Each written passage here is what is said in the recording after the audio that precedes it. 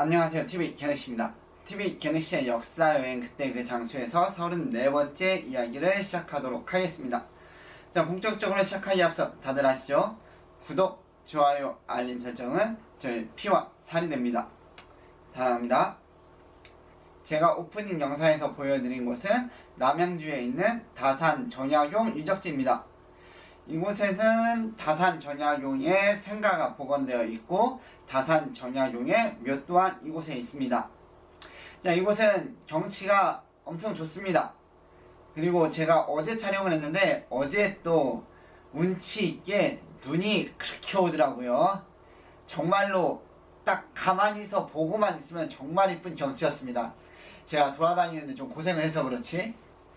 자, 아무튼 그리고 이곳에는 생태공원도 조성되어 있어서 같이 나들이 하기도 좋고, 그 다음에 이곳에는 마제성지라고 있습니다.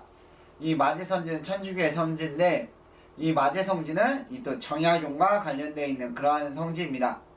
이 전야용의 형제분들과 이 가문 자체가 천주교를 믿거나 천주교 신자 집안입니다. 그래서 이 집안은 그 각종 박해로 인해서 많은 사람들이 고문을 받고 많은 사람들이 목숨을 잃은 그러한 가문입니다. 그래서 이곳에 마제성지가 있는 것입니다. 자, 이 부분에 대해서는 제가 나중에 다산 전야용에 대해서 따로 이야기할 때 좀 더 자세히 말씀드리도록 하겠습니다. 자, 그리고 이곳에 또 다른 건물이 하나가 더 있습니다. 바로 실학박물관이라는 건물이 있습니다. 이 실학박물관이 이곳에 설립된 이유는 바로 이 다산 전야용이 이 실학을 집대성한 인물이기 때문입니다. 실학과 다산 전야용은 매우 밀접한 관계를 가지고 있는 것입니다. 자, 그러면 이 실학, 제가 오늘 이야기하려고 하는 것은 이 실학에 관한 이야기입니다. 자, 그러면 지금부터 이 실학에 관해서 이야기를 해보도록 하겠습니다.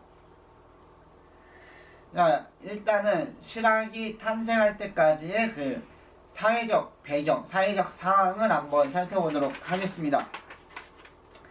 자, 7년간의 임진왜란을 겪고 2차례의 호란을 겪으면서 이를 복구하는 과정에서 조선사회는 많은 변화를 겪게 됩니다. 경제적으로는 이항법의 보급으로 인해서 농업 생산력이 크게 증가하였고, 그 다음에 이 증가한 농업 생산력 때문에 빈익부 부익부 현상도 또한 발생하게 됩니다. 자, 그리고 다른 부분도 여러 변화가 있지만 지금 오늘 제가 언급드릴 부분은 바로 신문제의 동요입니다.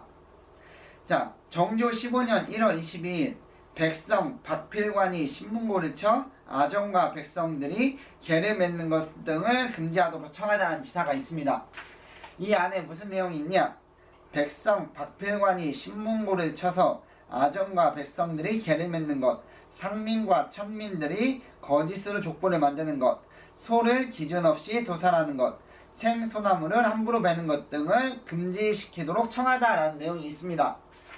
자, 여기 기사 내용에서 확인할 수 있다시피 당시 족보를 위조하는 일들이 일어났던 것입니다. 자, 그리고 당시 양반 자체도 빈익부 분익부 현상이 심했습니다. 그래서 일부 양반들을 제외하고는 나머지 양반들은 끼니를 걱정해야 될 만큼 어려운 형편이었다는 것입니다. 자, 이러한 상황에서 농업 생산력으로 돈이 많은 일반 평민, 농민들이 존재하고 있었습니다. 자, 이러한 농민이 형편이 어려워 끼니도 챙겨먹기 힘든 이러한 양반들의 족보를 돈을 주고 사는 것입니다. 자, 위에서는 제가 위조를 말씀드렸는데 이번에는 족보를 매매하는 상황도 발생하는 것입니다. 자, 그리고 공면첩이라는 것도 있습니다. 이 공면첩이라는 게 뭐냐? 이 수첩인데 벼슬의 이름들, 직책들은, 계급들은 쭉 써져 있는데 그 옆에는 공란으로 되어 있습니다. 즉, 자기가 원하는, 그러니까 직책에 맞는 돈을 주면은 그 옆에 본인의 이름을 써주는 것입니다. 자, 이렇게 돈만 있으면 양반이라는 것을 살 수 있는 상황이었습니다. 자, 상황이 이렇게 되니까 양반의 권위는 땅에 떨어질 수밖에 없습니다. 자, 이러한 상황 속에서 흔들리는 신분제의 동요를 막기 위해서 그 여러 가지 방편이 있었는데 그 중에 하나가 학문적인 연구랑 그 다음에 예법 강조라고 생각을 합니다. 자, 신부는 돈을 주고도 살 수 있습니다. 그러나 그 기존에 있던 양반들이 뭐 몇십 년, 기존에 있던 양반들이 몇십 년 동안 연구하고 닦아온 그런 학문, 그 다음에 그들이 강조한 예법, 몸에 배어있는 예법 등을 이거는 돈 주고 살 수 있는 것이 아니기 때문에 기존의 양반들의 권위를 지키기 위한 수단이라고 저는 생각하고 있습니다. 자, 아무튼 이러한 상황 때문에 성리학 자체는 매우 발전을 하게 됩니다. 그리고 예손 논쟁에서 알 수 있듯이 당시 예법에 관한 생각이 매우 중요시 여겨지고 있는 그러한 그 학문적 풍토가 형성되었던 것입니다. 이게 뭐 크게 잘못됐다라고 얘기할 수는 없습니다. 하지만 이게 한쪽으로 많이 발전을 하다 보면은 이게 다른 쪽, 반대쪽으로는 부족한 부분이 반드시 생기게 되기 마련입니다. 자, 그래서 여기는 그 학문이 발달하면서 어떠한 문제가 생각되냐? 이렇게 학문이 발달하고 예법을 강조하는데 정작 이게 백성들이 살아가는 데에 어떠한 도움을 줄 수 있느냐? 이러한 의문점이 발생하게 됩니다. 자, 이러한 문제제기에서 시작해서 탄생한 것이 바로 실학이라는 것입니다. 자, 그리고 이 실학에 영향을 미친 것은 또 다른 부분이 있습니다. 바로 청나라의 고증학과 청나라에 있던 서양 신진 문물들입니다. 자, 연행사들로 사신이 수시로 왔다 갔다 할 때 이 사신들이 중국에 청나라에 갔다 오면서 이제 고증학이라는 학문을 들고 왔고 그 다음에 서양 문물을 들고 왔습니다. 자, 이러한 것들은 어떠한 결과를 이루냐? 이게 신진 문물이 들어오다 보니까 이제는 청나라를 오랑캐라고 배척하지 말고 청나라를 배우자라고 하는 북화파가 형성되게 됩니다. 이제 서양 문물은 중화 사상에서 벗어나는 계기를 제공하게 됩니다. 자, 그러면 이 실학에 대해서 제가 말씀드린 부분에 대해서 조금 더 자세히 알아보도록 하겠습니다. 자, 이 실학이라고 하는 것은 보통 그 이수광이라는 사람부터 시작됐다라고 이야기를 합니다. 그것은 바로 이 이수광이 저술한 지복유설이라는 책 때문인데 이 책은 어떤 책이냐 하면 이 이수광이 그 청나라를 한 3차례 왔다 갔다 한 그 경험을 토대로 만든 책인데 이제 백과사전식, 조선 최초의 백과사전식 책입니다. 이 책을 살펴보면 천문, 지리, 기예, 그 다음에 회목, 금충 등 총 3,435항목을 기술해 놓았습니다. 그러니까 백성들의 생활에 밀접한 것들을 고증을 통해서 확인된 것들 위주로 기술을 해 놓은 것입니다. 자, 이러한 것은 당시 탕상공론에 머물던 성리학에서 벗어나 새로운 학풍을 일으키는 계기가 되었던 것입니다. 자, 이렇게 시작된 실학은 어차피 목표는 백성을 잘 살게 해주자는 거니까 백성이 잘 사는 학문을 하자는 거니까 이제 백성을 잘 사는 방법을 연구하는데 그 방법적인 측면에서 두 가지 학풍으로 나누어지게 됩니다. 자, 바로 농업을 중시하는 중농학파와 상업을 중시하는 중상학파로 나누어지게 되는 것입니다. 자, 먼저 중농학파를 먼저 말씀드리도록 하겠습니다. 자, 말씀드렸듯이 농업을 중시하는 그러한 학파인데, 자, 이곳에서 중점적으로 주장한 건 뭐냐? 바로 토지개혁입니다. 이 토지개혁을 통해서 지주제를 폐지하고 그 다음에 자작농을 육성하자라는 이러한 큰 틀에서 여러 사람들이 이를 실현하기 위한 이론, 주장을 하게 됩니다. 자, 유영원은 균전론을 주장하게 됩니다. 이것은 국가에서 토지를 수유하고 신분에 따라 토지를 차등 지급하자라는 그러한 주장입니다. 자, 그 다음에 성우 이익이 한전론을 주장하게 되는데 이것은 무엇이냐?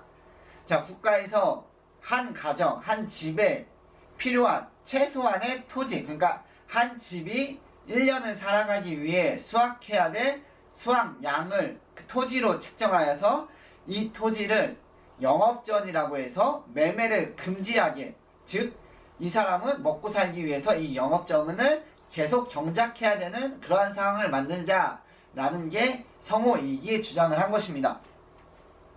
그리고 정약용도 이 토지개혁에 관해서 주장을 하게 됩니다.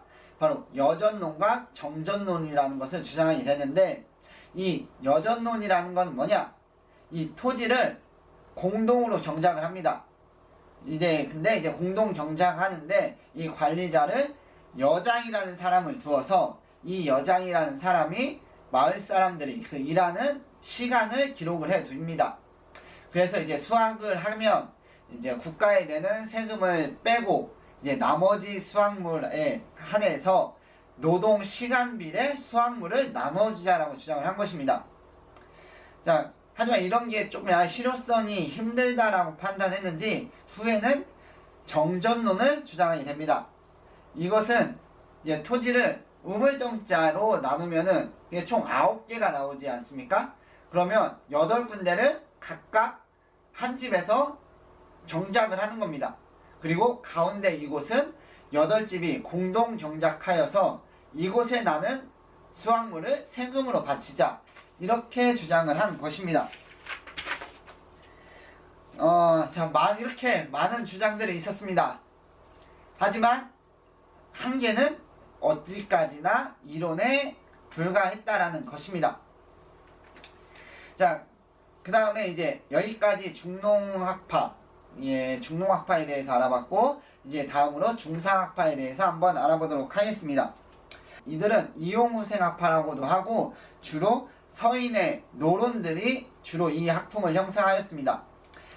그리고 앞에 그 중농학파는 남인 계열의 사람들이 그 학풍을 이어받게 됩니다. 자, 아무튼 이 중상학파는 제가 아까 북학파를 잠깐 언급드렸는데, 이 북학파와 동일한 인물들이라고 생각하시면 됩니다. 자, 말에서도 알다시피 이들은 상공업의 발전을 중시했습니다. 그래서 유수원이라는 사람은 어떤 얘기를 했냐? 양반들이 책만 읽지 말고 이제 나가서 상업이나 농업 뭐 이런 것들을 해야 된다라고 주장을 합니다. 이제 사농공상은 동일한 직업, 즉 평등한 직업이라는 사상을 먼저 심어야 된다라고 주장을 한 사람이 유수원입니다. 자, 그리고 홍대용이, 이 사람은 그 과학에 관심이 많았던 사람인데, 이 사람이 지구는 회전하면서 하루에 일주한다라는 자전설과 무한한 우주설을 주장하게 됩니다. 자, 그리고 이제 박지원은 뭐 다들 아시다시피 허생전이라는 그 소설을 통해서 이제 양반들이 책만 읽는 것을 비판하고 이들이 나가서 상업이나 뭐 이런 쪽에 일을 해야 된다라고 주장을 한 것입니다. 그리고 박제가라는 인물이 있습니다. 이 인물은 좀 재밌는 이론을 주장을 합니다. 뭐냐? 재물이란 우물과 같아서 자꾸 퍼쓰면 물이 계속 솟지만 쓰지 않으면 말라버린다. 비단을 입지 않으면 비단 짜는 일이 태부하고 찌그러지고 깨진 것을 쓰면 대장장이나 옹기장이가 어려워진다. 이런 말을 하면서 소비를 해야 된다. 그런 주장을 하게 됩니다. 자, 그리고 이 박지원과 박제가는 똑같이 유통에 관심이 많았습니다. 그래서 이들의 주장한 것 중에 하나는 수레의 발전이나 선박의 발전 등을 강력하게 주장을 하게 됩니다. 자, 이렇게 중농학파와 중상학파에 대해서 알아봤고, 자, 이들이 뭐 사회개혁을 외쳤다면 이게 시간이 약간 흐르면서 사회개혁보다는 이제 학문적 고증을 위주로 한 실학적 학문, 그러니까 실학이라는 그 사상이 학문으로 들어오게 됩니다. 자, 대표적인 인물이 추사 김정희로서, 자, 김정희는 이런 말을 합니다. 옛것에 얽매이지 않고 비판적인 안목에서 엄정히 살펴보고 믿을 수 있을 때까지 사실을 추구하고자 하였습니다. 자, 경학이나 뭐 금속학 이런 쪽을 연구하면서 이제 고증을 하고 업적을 남긴 추사 김정희입니다. 자, 그리고 이때 제가 앞서도 말씀드렸지만 서양 문물이 들어오면서 어떤 개념이 들어오냐? 이때 들어온 서양 문물이 그 세계 지도인 고려 만국 전도라는 지도가 들어옵니다. 이 지도는 이게 둥근 모양의 여러 나라가 이렇게 표시가 되어 있는 그러한 지도입니다. 자, 이 지도를 보면서 어떠한 사상이 퍼지냐? 둥그니까 어떠한 나라도 중심이 될 수 있다라는 사상이 퍼지게 됩니다. 자, 이러한 사상은 어떻게 이어지냐? 조선의 독자성으로 연결되게 됩니다. 그래서 조선의 문화나 역사, 그 다음에 조선과 관련된 것들의 많은 연구 발전이 이루어지게 됩니다. 자, 안정복이 동상항목이란 역사서를 편찬했고요. 그 다음에 신경준이 미훈민정음 운해 같은 그 언어와 관련된 책을 편찬을 했고, 그 다음에 박세당이 색경 등과 같은 농경, 농사와 관련된 책들을 서술하면서 이게 조선의 문학이 더욱 발전하게 되는 계기가 됩니다. 자, 이렇게 실학에 대해서 알아보았습니다. 실학은 제가 앞서도 말씀드렸듯이 당대 성리학의 문제점을 바탕으로 발전을 한 그러한 학문입니다. 그러나 이러한 이 학문을 연구한 사람들이 힘이 없는 몰락한 양반들이었다라는 것이라는 것 때문에 이게 현실 세계에 적용되기에는 매우 어려움이 많았습니다. 거의 적용이 안 됐다고 봐도 무방하지요. 자, 마무리하도록 하겠습니다. TV기하는씨의 역사여행 그때 그 장소에서 34번째 이야기를 시청해주신 여러분 감사합니다.